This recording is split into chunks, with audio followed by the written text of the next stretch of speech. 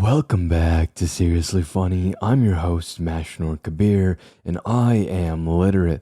This week, we will finally be making another book review. One of my favorite books. It fights for the top spot with the last book review, The Fifth Vital by Mike Malak. A quick TLDR on the book. It's about the tools that you can use to be happier, as well as what happiness does to you and for you. It is written by a Harvard-studied psychologist and professor, Shawn Achor, so it has a lot of papers and actual science. It's not just a hoodoo voodoo how to be more happy bro book. With that, let's dive into it. Oh, and if you are watching or listening for the first time, drop me a follow, a review, subscribe, whatever the platform you're on supports. And I make content similar to what's covered in this book, so highly appreciated. Also, if you're listening or watching, not listening, if you're watching on YouTube, the video version, this is a podcast, okay? It will probably not have super fancy editing. If you want super fancy editing, go subscribe to my personal channel, Shawn Achor, where there's much more super fancy editing. But here, we just have basic me talking into the microphone and some zooms here and there, some pans, some Ken Burns maybe. But if you're expecting some text to pop on the screen or things like that, probably not going to happen. This is a podcast. You're supposed to put it on and then drive to work, do some chores, minimize it, play a video. I don't know. But yeah, it's meant to be listened to, not sat here and watched like an effing 2-hour YouTube video. So, just by the way on that one. You've probably heard the question before. Also, there's going to be a lot of reading today. So if I don't look at the camera at all, that's why a lot of reading. This is going to be a really long episode. I wrote a lot here and the book goes over a lot. So just a BT dubs on that one. What came first, the chicken or the egg? This is the first premise that Shawn proposes in the book. He writes, quote, "If you observe the people around you, you'll find most individuals follow a formula that has been subtly or not so subtly taught to them by their schools, their company, their parents, or society. That is, if you work hard, you will become successful. And once you become successful, then you'll be happy." This pattern of belief explains what most often motivates us in life. We think, if I just get that raise, then I'll be happy. If I just hit that next sales target, I'll be happy. If I can just get that next good grade, I'll be happy. If I lose that 5 pounds, I'll be happy. And so on. Success first, happiness second. The only problem is that this formula is broken, end quote, page 3. He's positing that although we may have been brought up learning that happiness is the result of accomplishing our goals, happiness is actually the first aspect of better, more effectively achieving our goals. In the book, Shawn talks a lot about success in the workplace, success in life, success as a human being. And he writes a lot, not only about how to be more positive and how to be more happy, but also how that positivity and happiness contributes to a better life. By the end of the book, he elaborates thoroughly on the quote I just read, describing why the formula is wrong, describing why happiness should come before goals, rather than merely being a reward after achieving them.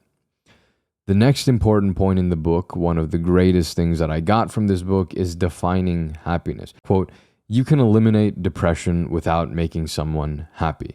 You can cure anxiety without teaching someone optimism. You can return someone to work without improving their job performance. If all you strive for is diminishing the bad, you'll only attain the average, and you'll miss out entirely on the opportunity to exceed the average. You can study gravity forever without learning how to fly," end quote, page 11. This first says that happiness isn't simply the absence of negativity. Happiness is more than that. It's not neutrality. He continues later, quote, "The happiness advantage starts at a different place. It asks us to be realistic about the present while maximizing our potential for the future. It is about learning how to cultivate the mindset and behaviors that have been empirically proven to fuel greater success and fulfillment. It is a work ethic. End quote, page 24. Shawn doesn't describe happiness as an emotion. He describes it as a work ethic, a character trait. As I interpret it, the cool thing about this is that a work ethic or a character trait are things that can be worked for and attained in the long term, rather than an emotion that comes and goes like a sine wave merely following the hedonic treadmill, which he also mentions. Quote, "We have far more control over our own emotional well-being than previously believed. While we each have a happiness baseline that we fluctuate around on a daily basis, with concert effort, we can raise that baseline permanently so that even when we are going up and down, we are doing so at a higher level," end quote, page 50. And that's something that I've talked about before as well. He does, however, explain that happiness isn't static. It really depends on the person experiencing it. Quote, "That's because there is no single meaning. Happiness is relative to the person experiencing it. This is why scientists often refer to it as, quote, subjective well-being." So how do scientists define happiness? Essentially, as the experience of positive emotions, pleasure combined with deeper feelings of meaning and purpose. Happiness implies a positive mood in the present and a positive outlook for the future. Martin Seligman, the pioneer in positive psychology, had broken it down into 3 measurable components: pleasure, engagement, and meaning. His studies have confirmed, though most of us know this intuitively, that people who pursue only pleasure experience only part of the benefits happiness can bring, while those who pursue all 3 routes lead the fullest lives. Perhaps the most accurate term for happiness then is the one Aristotle used, eudaimonia, which translates not directly into happiness, but to, quote, human flourishing, end quote, page 39 to 40.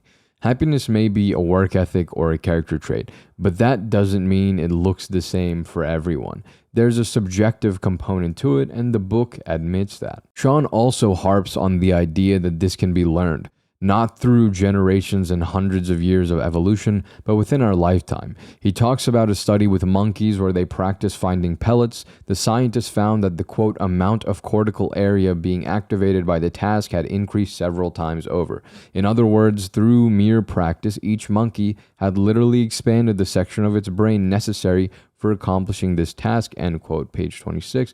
He later says that this was over the course of one study rather than many years. He pushes on this point further with a story, quote, "Imagine someone we'll call Roger, who could see normally growing up, but then suddenly lost his vision after toxic chemicals were splashed in his eyes during a high school chemistry experiment.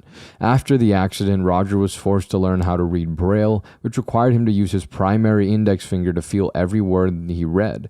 When neuroscientists put someone like Roger in an fMRI machine to scan his brain, they made some startling discoveries. When they poked at his index finger of Roger's non-reading brain, or non-reading hand, nothing out of the ordinary happened. A small part of his brain would simply light up, just like it would if someone tapped on any of our fingers. But then came the extraordinary part. When researchers tapped on Roger's Braille reading finger, a relatively enormous area of cortical mass would light up, like a halogen lamp clicking on in his brain," end quote, page 29. Overall, he's harping on the idea that, quote, people can be happier, that pessimists can become optimists, and that stressed and negative brains can be trained to see more possibility, end quote, page 31. The book also talks a lot about the science of happiness and not only defining it, but describing what it does. Shawn talks about how he noticed his consulting work that a lot of people are not aware of incredible findings of positive psychology. Quote, "Lawyers who suffer from unbearable stress are unaware that specific techniques have already been developed to buffer them against this occupational hazard. Teachers in the inner city schools don't know about the study that isolated the top 2 patterns of successful teaching. Fortune 500 companies are still using incentive programs that were proven ineffective almost a generation ago." I'm going to stop reading the page numbers. All of these quotes are going to be available somewhere in the description, so I'm not going to read the page numbers. The page numbers will be on those quotes. He goes on to explain some of these benefits, which we'll talk more about later. And a lot of science.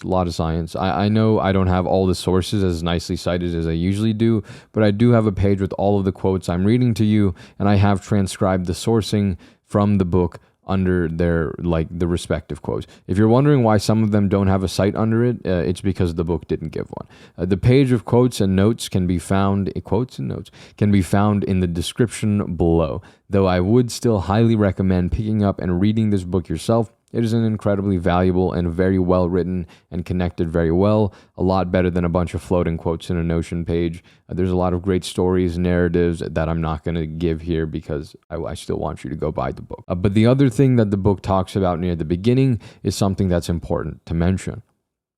Quote, depression rates today are 10 times higher than they were in 1960, 50 years ago. The mean onset age of depression was 29.5 years old. Today, it's almost exactly half that, 14.5 years old, end quote. And quote, what was going on here that was like so many people in contemporary society along the way to gaining superb educations and their shiny opportunities, they had absorbed the wrong lessons. They had mastered formulas in calculus and chemistry, they had read great books and learned world history and become fluent in foreign languages, but they had never formally been taught how to maximize their brain's potential or how to find meaning and happiness. Armed with iPhones and personal digital assistants, they had multitasked their way through a storm of resume-building experience, often at the expense of actual ones. In their pursuit of high achievement, they had isolated themselves from their peers and loved ones and thus compromised the very support systems they so ardently needed. Repeatedly, I noticed these patterns in my own students who often broke down under the tyranny of expectations we place on ourselves and those around us, end quote. The world is getting more sad, and society is built around pessimism, built around problem solving rather than innovation, built around negativity rather than positivity. Quote, turn on the news and the majority of airtime is spent on accidents, corruptions, murders, abuse. This focus on the negative tricks our brains into believing that this sorry ratio is reality, that most of life is negative, end quote. This kind of sucks. So hopefully, if you're listening to this, either A, you pick up the book, I highly recommend it, or B, you pick up these lessons and apply them to your life. Let's work together to make this downward trend in mental health go upward, and that starts with a good, hard look without judgment and then moving forward, or a hard look at our lives without judgment and then moving forward. Now we'll go over what happiness does for you. A lot of the book focuses on what happiness does for you in your life, specifically at work. There's a chapter titled The Happiness Advantage at Work even, so let's start there. The Happiness Advantage at Work. Page 15. Oh, and the page numbers next to all of the quotes, different books are different sometimes depending on where it's getting printed, published. If you buy this book, there's a non-zero chance that the quotes will be 1 or 2 pages off from the pages that I have listed in the description and that I may or may not say. Page 15 talks about some basic statistics. Doctors put in a positive mood before a diagnosis show nearly 3 times more intelligence and creativity than doctors in a neutral state, as well as making a more accurate diagnosis 19% faster. Optimistic salespeople outsell their pessimistic counterparts by 56%. Students primed to feel happy before they take math tests far outperform neutral peers. Quote, it turns out that our brains are literally hardwired to perform their best when they are negative or even neutral, but when they are positive, end quote. I really scuffed that one. We then learn that happy workers have higher productivity, better sales, perform better in leadership positions, and have higher performance ratings and pay.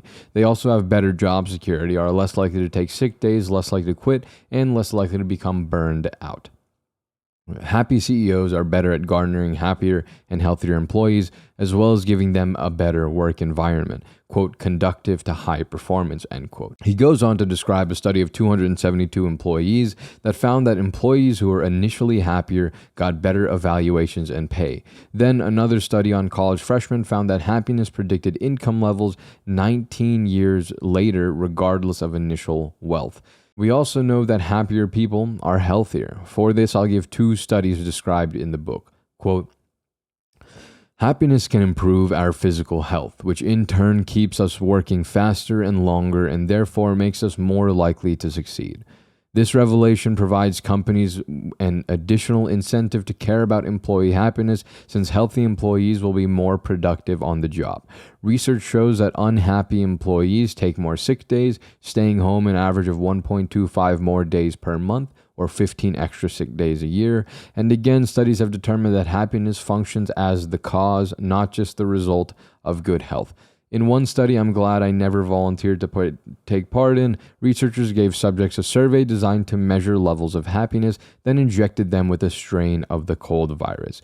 A week later, the individuals who were happier before the start of the study had fought off the virus much better than less happy individuals. They didn't just feel better either. They actually had fewer objective symptoms of illness as measured by doctors: less sneezing, coughing, inflammation, and congestion, end quote.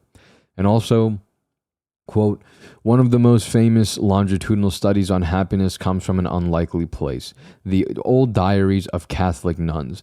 These 180 nuns from the School Sisters of Notre Dame, all born before 1917, were asked to write down their thoughts in autobiographical journal entries.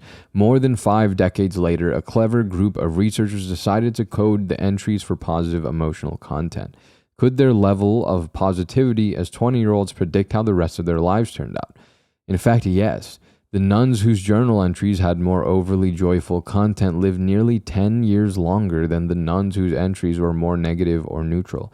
By age 85, 90% of the happiest quartile of nuns were still alive, compared to only 34% of the least happy quartile. Clearly, the nuns who were happy at 20 didn't feel that way because they knew they would go on to live longer. Their superior health and longer lifespans could only be a result of their happiness, not the cause. So why happy? Shawn explains why scientists believe that pessimism and optimism do what they do, and it comes from evolution. We know that negative emotions narrow our thoughts, range of action, and even our field of view. This was probably helpful, quote, in prehistoric times. If a saber-toothed tiger was running at you, fear and stress helped release chemicals that either prepared you to fight the tiger, parentheses, which admittedly might not go very well, end parentheses, or flee from him, parentheses, a contest you again might lose, end parentheses. Still, these were both better options than doing nothing and simply waiting to be attacked. So what evolutionary purpose would positive emotions have, end quote. Then we ask about the benefits of happiness. Why did happiness provide enough of a benefit for Mother Nature to keep it around? Shawn writes, quote, extensive research has found that happiness actually has a very important evolutionary purpose, something Barbara Fredrickson has termed, quote, the broaden and build theory, end quote. Instead of narrowing our actions down to fight or flight as negative emotions do, positive ones broaden the amount of possibilities we process, making us more thoughtful, creative, and open to new ideas. For instance, individuals who are, quote, primed, end quote, meaning scientists help evoke a certain mindset or emotion before doing an experiment, to feel either amusement or contentment, can think of a larger and wider array of thoughts and ideas than individuals who have been primed to feel either anxiety or anger. Happiness gives us a real chemical edge on the competition. How? Positive emotions flood our brains with dopamine and serotonin, chemicals that not only make us feel good but dial up the learning centers of our brains to higher levels. They help us organize new information, keep that information in the brain longer, and retrieve it faster later on. And they enable us to make and sustain more neural connections, which allows us to think more quickly and creatively, become more skilled at complex analysis and problem solving, and see and invent new ways of doing things. We even quite literally see more of what's around us when we're feeling happy. A recent University of Toronto study found that our mood can actually change how our visual cortex, the part of the brain responsible for sight, processes information, end quote. He later elaborates, quote, in other words, a quick burst of positive emotions doesn't just broaden our cognitive capacity, it also provides a quick and powerful antidote to stress and anxiety, which in turn improves our focus and our ability to function at our best level. Happiness plays an important role in the high-functioning society we live in today, where flexibility, creativity, and ingenuity is prized a lot more than what pessimism and negativity used to provide primitive humans. We are past a time of roaming tigers and T-Rexes. Now we work to build cities and conquer the galaxy.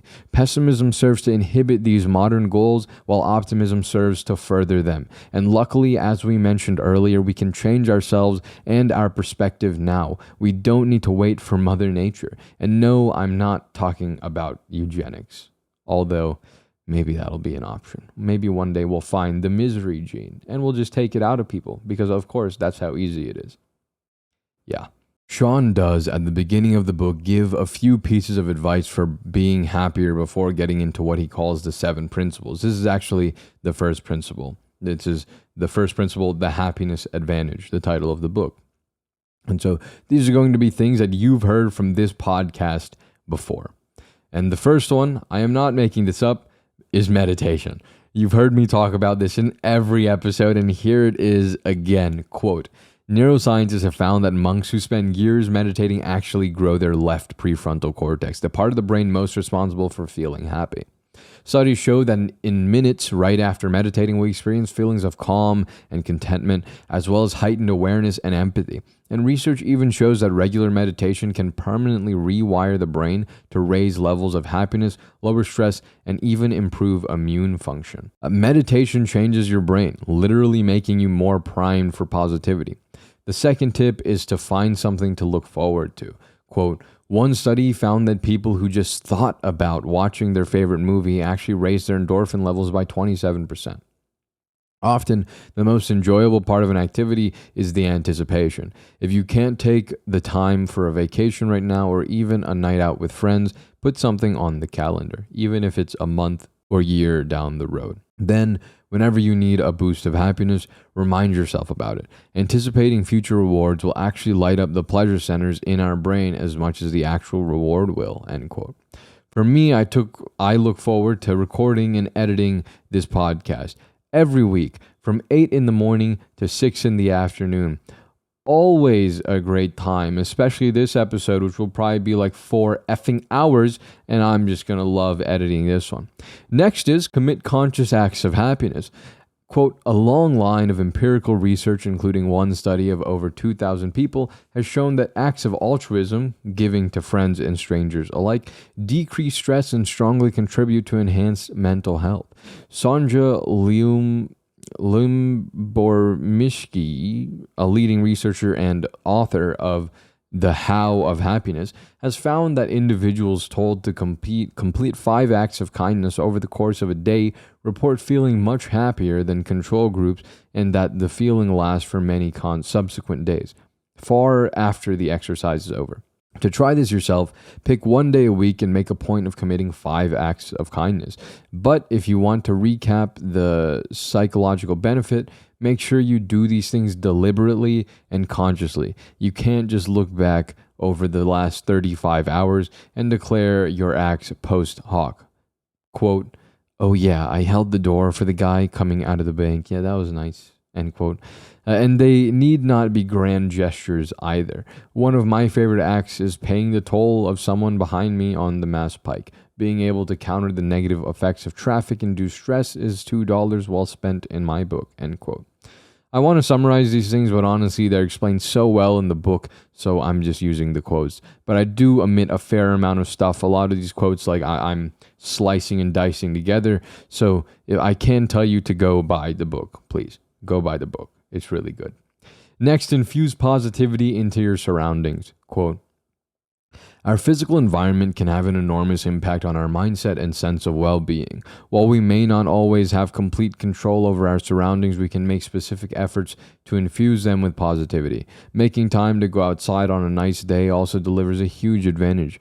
One study found that spending 20 minutes outside in good weather not only boosted positive mood, but broadened thinking and improved working memory. Studies have shown that the less negative TV we watch, specifically violent media, the happier we are. This doesn't mean shutting ourselves off from the world or ignoring problems. Psychologists have found that people who watch less TV are actually more accurate judges of life's risks and rewards than those who subject themselves to the tales of crime, tragedy, and death that appear night after night on the 10 o'clock news. That's because these people are less likely to see sensationalized or one-sided sources of information and thus see reality more clearly, end quote. The next one you've heard from me a few weeks back in, quote, The 5 Habits for a Better Life. If you haven't listened to that one, you should go do that. But the next one is exercise. You already learned from me that exercise improves your productivity, reduces stress and anxiety, while also making you feel better and helping your sleep. And that's what I taught you. But the book also mentions that exercise can help you get into flow state, as well as improving motivation and feelings of mastery, which I'm not exactly sure what feelings of mastery means. Probably confidence in your capabilities, but it's probably something good. For a quote here, quote, "One study proved just how powerful exercise can be. 3 groups of pressed patients were assigned to different coping strategies. One group took antidepressant medication, one group exercised for 45 minutes 3 times a week, and one group did a combination of both. After 4 months, all 3 groups experienced similar improvements in happiness. The very fact that exercise proved just as helpful as antidepressants is remarkable, but the story doesn't end here. The groups were then tested 6 months later to assess their relapse rate. Of those who had taken the medication alone, 38% slipped back into their depression," which honestly, that's a really good number. Just to say something about antidepressants really quickly, 38% relapsed, that's considerably less than half. So if you're, talk to your doc. If you are depressed, if antidepressants are something you've thought about, no, they're not just some evil drug that's going to take away your personality. It could, it might, it's very possible, right? But that's why we talk to our psychiatrist, learn the risks and benefits. And also, if something does happen, if you're a creative type and antidepressants do harm your creativity or your art, then you stop taking them and you figure out a different path. But it might not always be a bad thing to try. Let's not always demonize antidepressants. Maybe one day we'll talk about that in more depth. But for now, just briefly saying here, antidepressants aren't completely evil. They are definitely not for everyone, but for some people, it may work. And if that's a case you're in, anxiety, depression, it might be something that you should look into. Back to it. 38% had slipped back into depression. Those in the combination group were doing slightly better with a 31% relapse rate. The biggest shock, though, came from the exercise group. Their relapse rate was only 9%. In short, physical activity is not just an incredibly powerful mood lifter, but a long-lasting one. Walk, bike, run, play, stretch, jump rope, pogo stick, it doesn't matter as long as you get moving. Next is a tip that is probably hard for people to follow. Spend money, but not on stuff. Quote, "Contrary to the popular saying, money can buy happiness, but only if used to do things as opposed to simply have things." In his book, Luxury Fever, Robert Frank explains while positive feelings we get from material objects are frustratingly fleeting, spending money on experiences, especially ones with other people, produces positive emotions that are both more meaningful and more lasting. For instance, when researchers interviewed more than 150 people about their recent purchases, they found that money spent on activities such as concerts and group dinners out brought far more pleasure than material purchases like shoes, televisions, or expensive watches. Spending money on other people, called, quote, pro-social spending, end quote, also boosts happiness. In one experiment, 46 students were given $20 to spend. The ones who were told to spend the money on others, for instance, by treating a friend to lunch, buying a toy for a younger sister, or donating to charity, were happier at the end of the day than the ones who had been instructed to spend the money on themselves. What are your own spending habits? Draw 2 columns on a piece of paper, or take the minutes at work to create a nifty spreadsheet and track your purchases over the next month. Are you spending more on things or on experiences? And at the end of the month, look back over each column and think about the pleasure each purchase brought you and for how long. You may quickly find yourself wanting to reapportion the money from your having column to your doing column, end quote. Spending money is something that I don't enjoy doing, but I am more okay with spending money on other people, but I don't think that's a common thing. I think most people like to keep their money to themselves, and spending it on other people is hard. For me, spending money in general is hard. But similar to the conscious altruism, there's no shame in feeling good when you help someone. Buying your loved ones a gift or simply covering a trip to McDonald's, it'll do you well. Finally, exercise a signature strength. Quote, everyone is good at something. Perhaps you give excellent advice, or you're great with little kids, or you whip up a mean batch of blueberry pancakes. Each time we use a skill, whatever it is, we experience a burst of positivity. If you find yourself in need of a happiness booster, revisit a talent you haven't used in a while. Even more fulfilling than using a skill, though, is exercising strength of character, a trait that is deeply embedded in who we are. A team of psychologists recently cataloged the 24 cross-cultural character strengths that most contribute to human flourishing. They then developed a comprehensive survey that identifies an individual's top 5 or quote signature end quote strengths.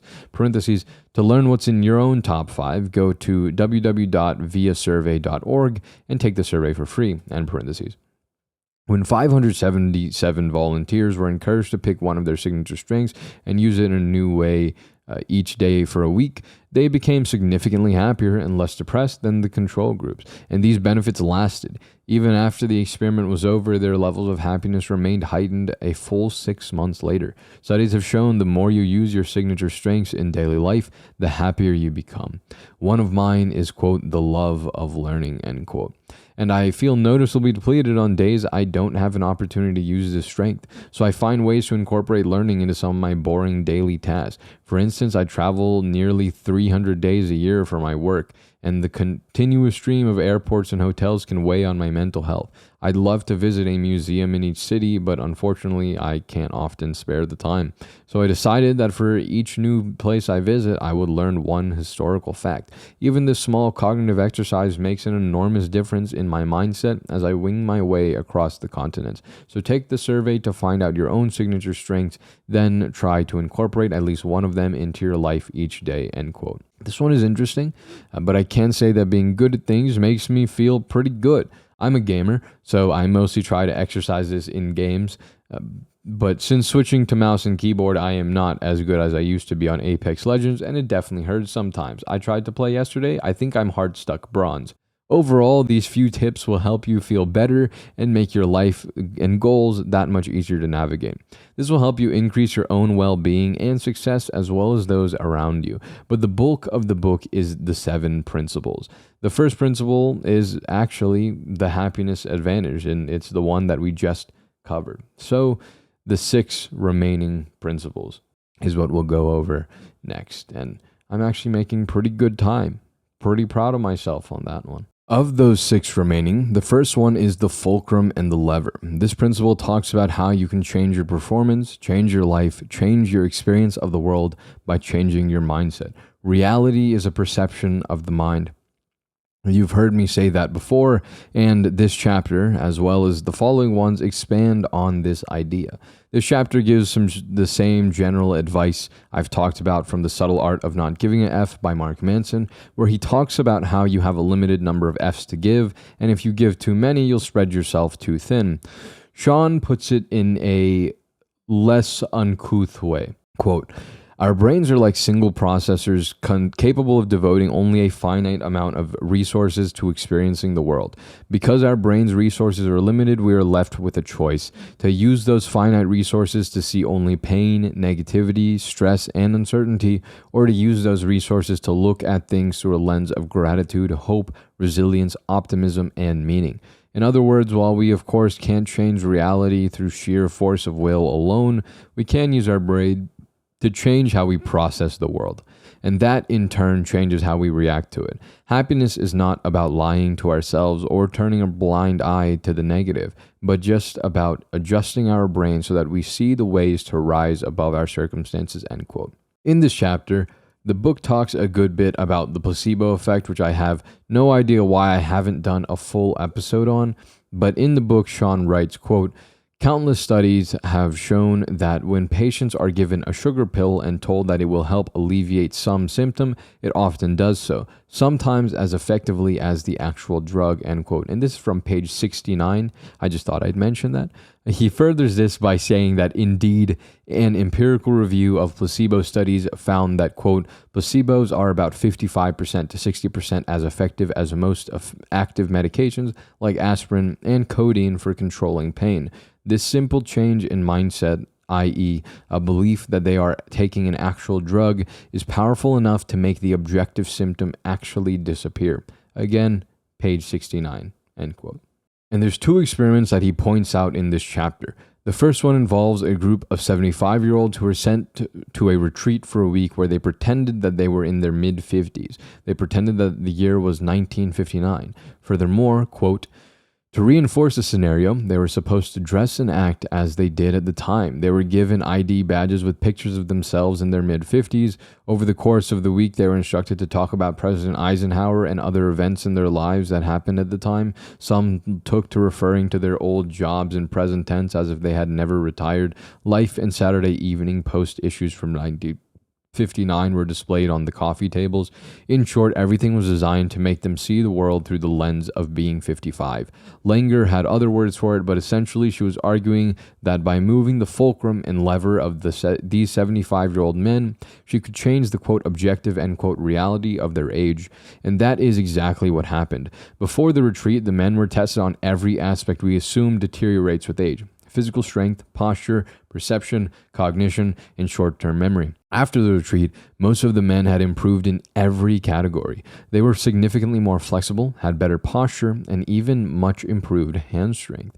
Their average eyesight even improved by almost 10%, as did their performance on tests of memory. And over half the men, intelligence, long thought to be fixed from adolescence, moved up as well. Even their physical appearance changed. Random people who didn't know anything about the experiment were shown pictures of the men both before and after the experiment and asked to guess their age. Based on these objective ratings, the men looked on average 3 years younger than when they had arrived. The other notable experiment was, end quote. The other notable experiment was one where, quote, Japanese researchers blindfolded a group of students and told them their right arms were being rubbed with a poison ivy plant. Afterward, all 13 of the students' arms reacted with the classic symptoms of poison ivy: itching, boils, and redness. Not surprising until you find out that the plant used for the study wasn't poison ivy at all. It was just a harmless shrub. The students' belief were actually strong enough to create the biological effects of poison ivy, even though no such plant had touched them. Then, on the student's other arm, the researchers rubbed actual poison ivy, but told them it was a harmless plant. And even though all 13 students were highly allergic, only 2 of them broke out into the poison ivy rash. In this chapter, Shawn is arguing that your objective experience of reality will change based on your subjective perception of reality. This explains why the health of positive people are better than negative people, why they sell more, why they are, quote, more lucky, end quote. By changing your fulcrum, by changing your perception, you can much easier push the lever, much easier impact your life and your goals, even your health. As he says near the end of the chapter, quote, what we expect from people, parentheses, and from ourselves, and parentheses, manifests itself in the words we use, end quote. The next principle pulls from the beginning of the first quote from the last principle, the part about your brain being a machine that strives for efficiency. This is pushed further in the Tetris effect. The Tetris effect is a psychological phenomenon where when you're focused on something, it begins to show up more in your life. For example, if you want to buy a new car, you're thinking a lot about the car. You'll begin to see it more on the road. Is this because everyone in the world is ganging up to make you feel basic? Yes, absolutely. But the other reason is that you're more focused on it. So you're more primed to notice it. However, as we said near the top, society encourages negative thinking. Quote, think about it. In the work world, as in our personal lives, we are often rewarded for noticing the problems that need solving, the stresses that need managing, and the injustices that need fighting or need righting. Sometimes this can be very useful. The problem is that if we get stuck in only that pattern, always looking for and picking up on the negative, even paradise can become HE double hockey sticks. I'm not going to say the word. And worse, the better we get at scanning for the negative, the more we miss out on the positive. Those things in life that bring us greater happiness and in turn fuel our success. The good news is that we can also train our brains to scan for the positive, for the possibilities dormant in every situation, and become experts at capitalizing on the happiness advantage. He later furthers this, talking about how our brains are constantly bombarded with stimuli demanding our attention. We can't focus on everything, so the brain has a built-in filter to sift through information, like we said a minute ago. This information filtering is demonstrated in a great and admittedly funny experiment where, quote, volunteers watch a video of two basketball teams, one wearing white shirts, the other black ones, who are passing around a basketball. As they watch, the viewers have to count the number of times the white team passes the ball. About 25 seconds into the video, a person in a full-body gorilla costume walks straight through the action, traveling from right to left across the screen for a full 5 seconds. As the team member continues to pass the ball, afterward, the viewers are asked to write down the number of passes they counted and then answer a series of additional questions that go something like this. Did you notice anything unusual about the video? Did you see anyone in the video besides the 6 basketball players? Did you, notice the giant gorilla? Unbelievably, when psychologists tried this out on more than 200 people, parentheses back in the days before it became a viral YouTube video that everyone had seen, end parentheses, nearly half of them, 46%, completely missed the gorilla. After the experiment, when the researchers told them about the gorilla, many of them refused to believe they had missed something so obvious and demanded to view the video again. On the second viewing, now that they were looking for the gorilla, it was of course impossible to miss. So why did so many of them fail to see it the first time?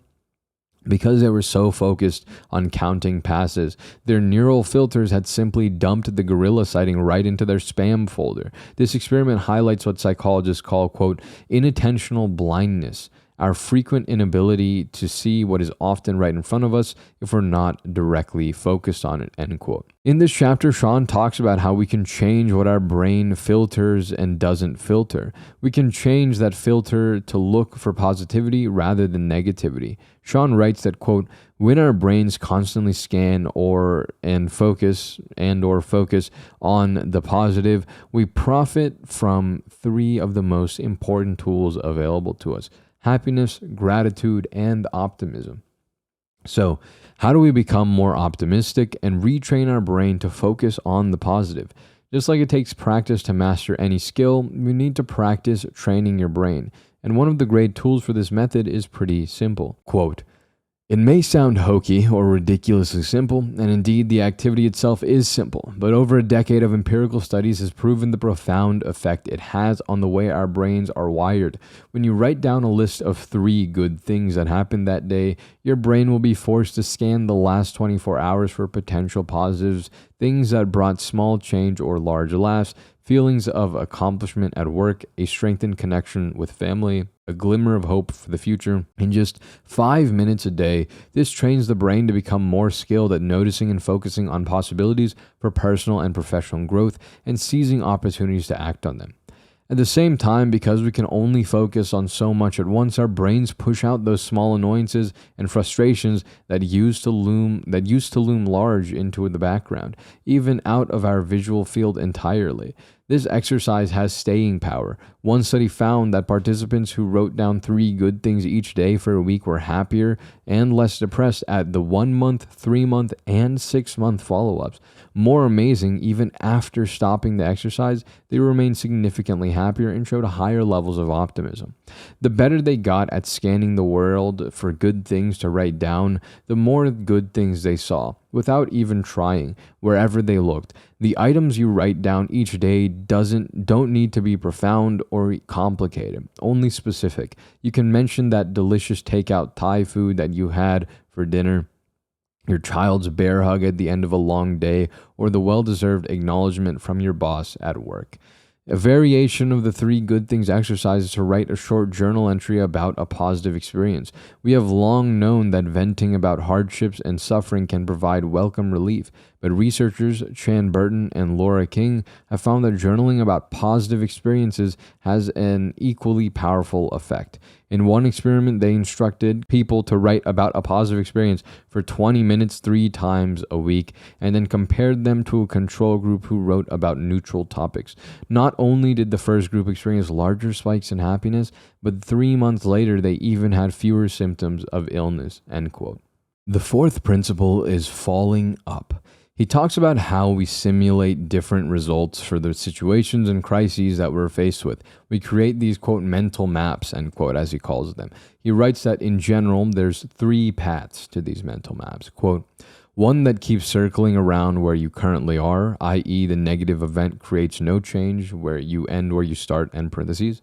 Another mental path leads you toward further negative consequences, parentheses, i.e. you are far worse off than after the negative event. This path is why we are afraid of conflict and challenge, end parentheses.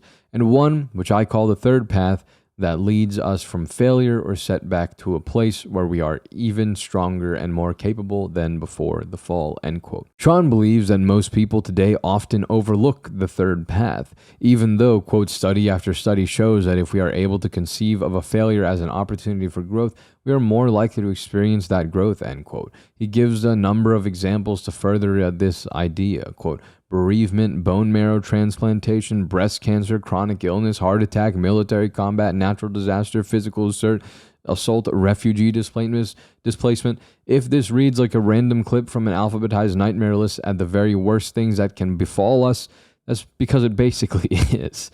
But also happens to be a list of events that researchers have found to spur profound positive growth in many, many individuals. Psychologists have termed this experiment adversarial growth or post-traumatic growth, end quote. The book states that the best way to attain this growth is the positive reinterpretation of the situation for the event. This includes optimism and acceptance, as well as coping mechanisms that focus on the problem head-on rather than denying or avoiding it. A great quote that Shawn writes from his mentor Tal Ben-Shahar is, quote, things do not necessarily happen for the best, but some people are able to make the best out of things that happen, end quote.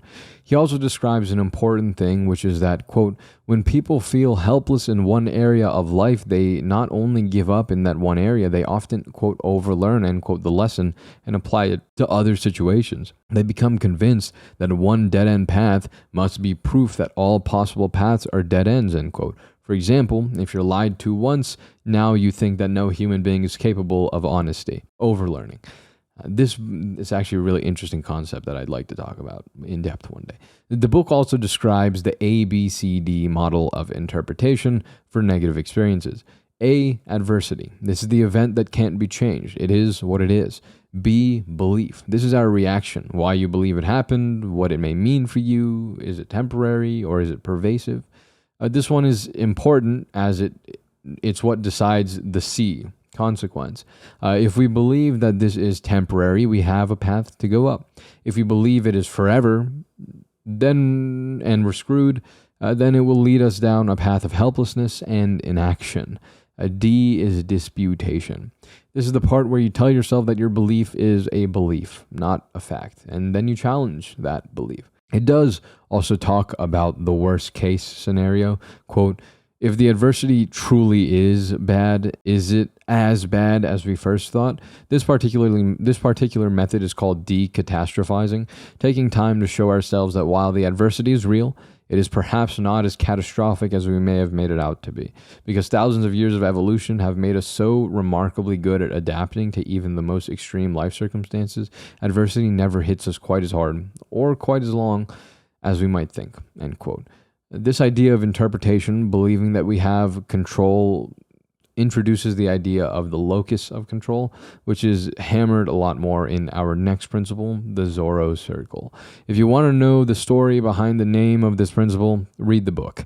But the general point of this, since I'm very deep in, is that a lot of the effects of positivity we've mentioned, the quote, gains in productivity, happiness, and health, have less to do with how much control we actually have and how much control we think we have. The most successful people in work and in life are those who have what psychologists call an, quote, internal locus of control, end quote. The belief that their actions have a direct effect on their outcomes. People with external locuses, on the other hand, are more likely to see daily events as dictated by external forces. This is furthered by a study where, quote, researchers found that when they gave a group of nursing home residents more control over simple tasks in their daily lives, like putting them in charge of their own daily lives, like putting them in charge of their own house plans, not only did their levels of happiness improve, but their mortality rate actually dropped in half. It's hard to find a circle of control smaller than caring for a houseplant, and yet feeling mastery over even this tiny task actually extended their lives, end quote. For this idea, Shawn introduces two characters into the book, the jerk and the thinker. The jerk is the emotional part of the brain, the limbic system, ruled by the amygdala. And the thinker is the logical part of your brain, the prefrontal cortex. The jerk was important back when we were primitive. It kept us cautious and made us react to the tiger tracks in the background. However, in recent times, like we explained earlier, we need to respond more to the thinker, the one that says, quote, think, then react, end quote, rather than simply, quote, react, end quote. And what sucks is that, quote, when we're feeling stressed or out of control, the jerk tends to take over. This isn't something that happens consciously. Instead, it's biological. When we're under pressure, the body starts to build up too much cortisol, the toxic chemical associated with stress. Once the stress has reached a critical point, even the smallest setback can trigger an amygdala response, essentially hitting the brain's panic button. When that happens, the jerk overpowers the thinker's defenses, spurring us into action without conscious thought. Instead of, quote, think, then react, end quote, the jerk responds with, quote, fight or flight, end quote. We have become victims of what scientists call, quote, emotional hijacking, end quote. In order to prevent this, Shawn introduces the technique of the Zorro circle. Whenever you have something distressing you, take a step back, look at whatever it is, a project for example, and instead of trying to take it down the entire boss, break it into much smaller and manageable tasks. This starts with believing that you have control over your situation, which is where the locus of control is involved. If you don't believe that you have control over your situation, you're already screwed. You've lost before you even began fighting. But if you split a large, scary thing into smaller, more manageable things, you'll slowly but surely finish it up with a lot less distress and anxiety. The best analogy I saw in the book was, quote, think of it this way. The best way to wash a car is to put a thumb over the hose's spout so that only a fraction of the area is open. Why? Because this concentrates the water pressure, making the hose much more powerful, end quote. What that means is focus on one thing rather than just having the hose splurt out water very pathetically. If you cover a lot of it and just focus on one point, one area, then you will have a much more powerful blast. I also liked near the end of the chapter where he wrote, quote, no matter what you may have heard from motivational speakers, coaches, and the like, reaching for the stars is a recipe for failure. In part 1, I talked about pushing the limits of possibility. I do believe it's important to do this, just not all at once. That's why psychologists who specialize in goal-setting theory advocate setting goals of moderate difficulty. Not so easy that we don't have to try, but not so difficult that we become discouraged and give up, end quote. Something that you've heard me talk about on this podcast before. Almost there. The second to last principle is the 20-second rule. Again, this episode is really long, and I have made an episode directly talking about this idea. Episode 94, How Willpower Hurts Us. This chapter talks about how willpower is finite, talks about the famous cookie experiment, gives us the great quote, common sense is not common action, end quote. He talks about how instead of relying on willpower, we shouldn't rely on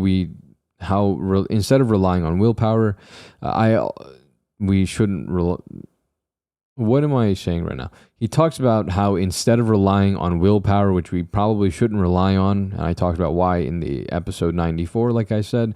I also talked about this in episode 84, how to set and achieve effective goals, as well as my YouTube video on my personal channel, how to achieve your goals.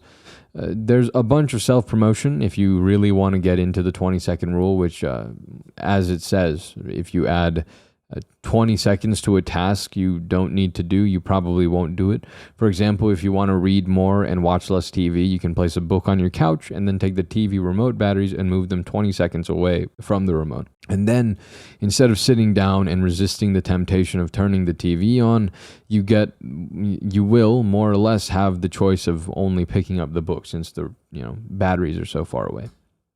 Again, the brain is built to be efficient. It's not going to go through the trouble of getting the batteries versus just picking up the book. At least it won't go through the trouble in that space if that space is 20 seconds. The chapter also talks about the path of least resistance. People don't do things that require extra effort. For example, the reason that streaming services offer a free trial but still ask you for payment info is because most revenue for streaming services come from people forgetting or being too lazy to unsubscribe from the service because it takes extra effort. And they can tell themselves, people that are subscribed, they can just tell themselves, quote, maybe I'll use it at some point, end quote. The book also says that, quote, it's not the sheer number and volume of distractions that gets us into trouble, it's the ease of access to them, end quote. Again, the path of least resistance. Make distractions harder to engage with, and the brain will naturally do what you know you should be doing. It also describes some great neurology behind habit formation. Neurons are what the brain uses to communicate within itself, and habits are habits because there's a strong path between neurons that are built after doing something over and over, very consistently. This is talked about and illustrated beautifully by the Kurzgesagt video, Change Your Life One Tiny Step at a Time. And then in terms of making your habits easier to build, Shawn writes, quote, I like to refer to this as the 20-second rule because lowering the barrier to change by just 20 seconds was all it took for me to help form a new life habit. In truth, it often takes more than 20 seconds to make a difference, and sometimes it can take much less, but the strategy itself is universally applicable. Lower the activation energy you want to adopt and raise it for habits you want to avoid.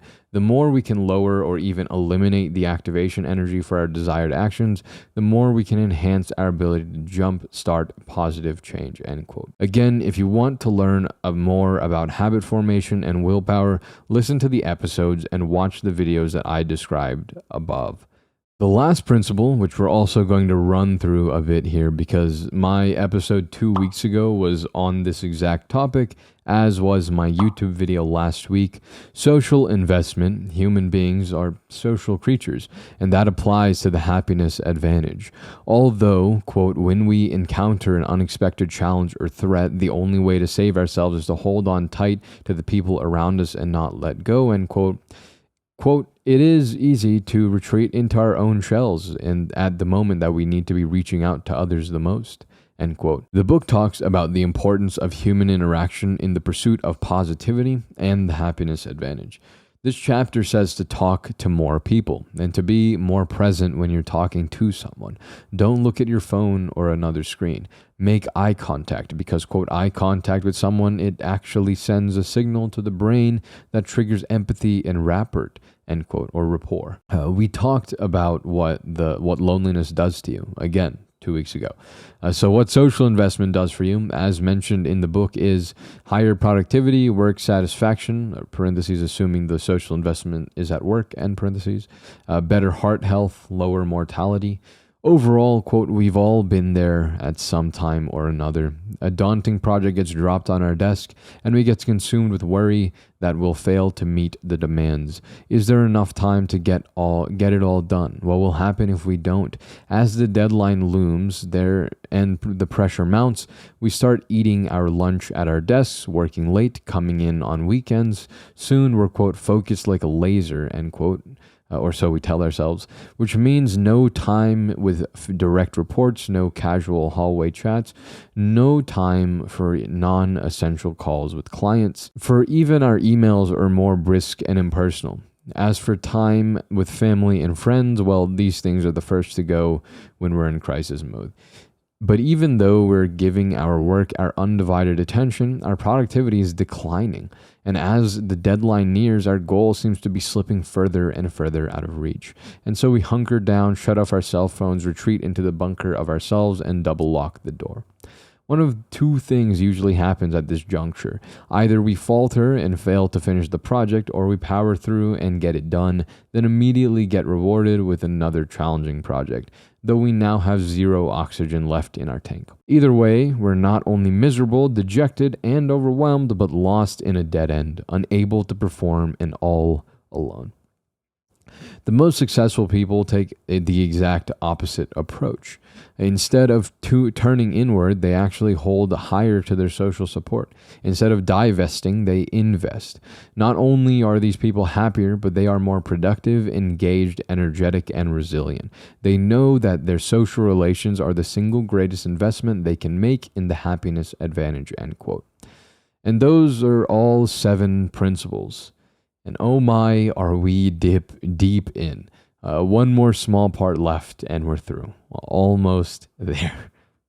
Not just for you. The last short section is the ripple effect.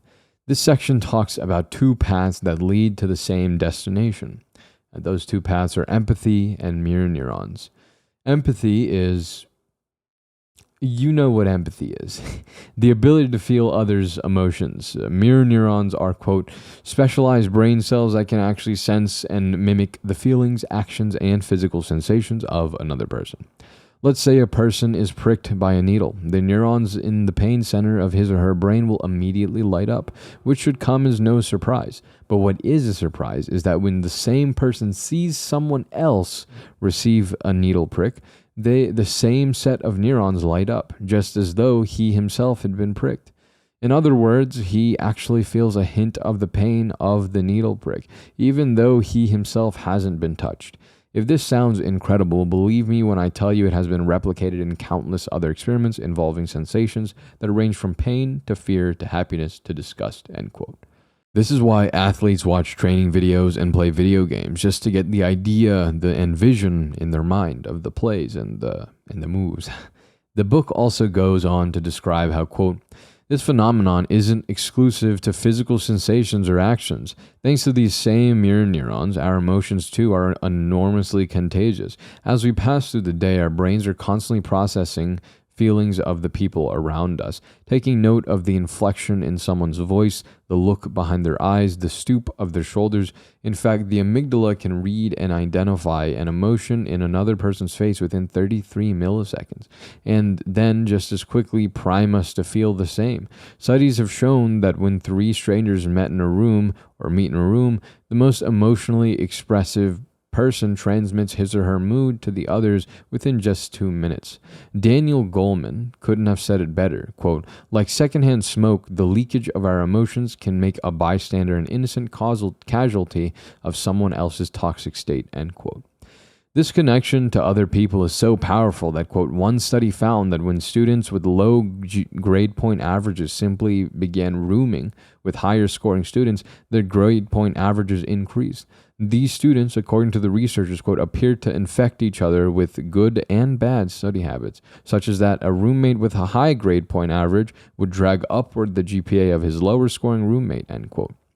The rest of the chapter harps on this and says that positive emotions are contagious. If you become positive, if you take advantage of the happiness advantage, then it will spread to the people around you, creating a better environment, creating more positivity, which relates back to some of the things that we talked about earlier in the book. So it makes a positive feedback loop of, well, positivity. Shawn ends the book by fully answering the question for the chicken and the egg. Quote, recent advances in positive psychology and neuroscience have taught us that success actually revolves around happiness, not the other way around, end quote. At the beginning of the book, Shawn mentioned something important. Quote, the point is that just reading this book is not enough. It takes actual focus and effort to put these principles into practice, and only then will the returns start pouring in, end quote. He admits that simply reading his book, or in our case, listening to this episode, isn't enough. He furthers this at the end of the book, or quote, "This book is full of ways we can capitalize on the happiness advantage, but without actually putting those strategies into action, they remain useless, like a set of expensive tools that sit locked behind a glass case.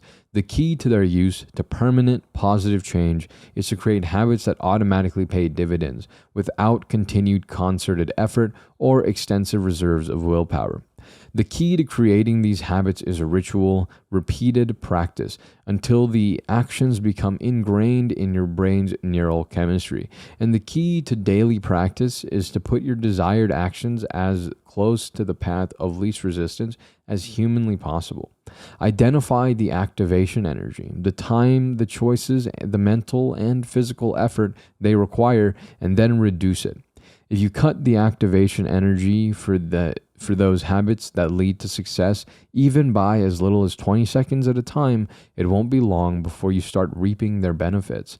The first step, metaphorically, and sometimes literally, is just to get your shoes on," end quote. You have to actually apply the things and apply yourself if you want to see a change in your life. I'm always a pretty big fan when authors say, quote, "I'm glad you bought the book, but it really doesn't mean much if you don't make it mean much," end quote, which I do on this podcast. And only difference is that tens of people listen to this and tens of thousands of people have read this book, which you should too. It's really good. Another thing that I want to mention that I didn't mention, I guess I forgot, is that Shawn does mention at a point in the book, he's not trying to promote mindless optimism. He's not trying to promote that you ignore everything happening in the world and everything happening everywhere and just become like stupid optimistic. He's not saying that. He is just saying that hope, positivity leads to better outcomes and circumstances than negativity. Be open and fully understand the situation. Yes, that's a good thing to do. That's a great thing to do. However, interpretation should be positive. Your mentality should be optimistic. And that's going to lead to better outcomes and circumstances in your life. It will make more luck in your life. It will attract better things to your life. And so don't avoid everything. Don't deny the negativity. Accept it and be aware of it. Just be positive, even in the face of that negativity. With that, my opinion. This book is incredibly, incredibly valuable. It does not merely contain some golden nuggets, which is what you want to do when you read a book. You want one or two golden nuggets, and that makes it a pretty successful book. But this entire book is a gold mine. It's not just nuggets. It's raw gold the entire way through, just a gold mine of information and value. This is a must-read book. And although you may think I gave you a lot in this overview, there is so much more to this book and so much more written in this book. You can find some extra quotes in the Notion page at the top of the description. I'll also leave a link to the book so that you can buy it if you haven't already. It's not an affiliate link. Maybe it is if I decide to go through the effort of making one. I don't know the process for that. Maybe I'll Google that before I upload this, but might be an affiliate link, might not be. I'm not sure. The book, I'll put it in the description if it is, just for the transparency. This book covers a plethora of great science that is reinforced in many books. It is honestly a combination of the best parts of a number of great books, including The Subtle Art of Not Giving a F by Mark Manson, The Habit Cycle by Charles Duhigg, and The Rewired Brain by Dr. Ski Shilton. With that, no new music, Season 2 of Assassination Classroom, new YouTube video out on some of the things that we talked about in this podcast episode. Please go watch. I will talk at you next week. Much love. Be happy. I have to edit this. Peace.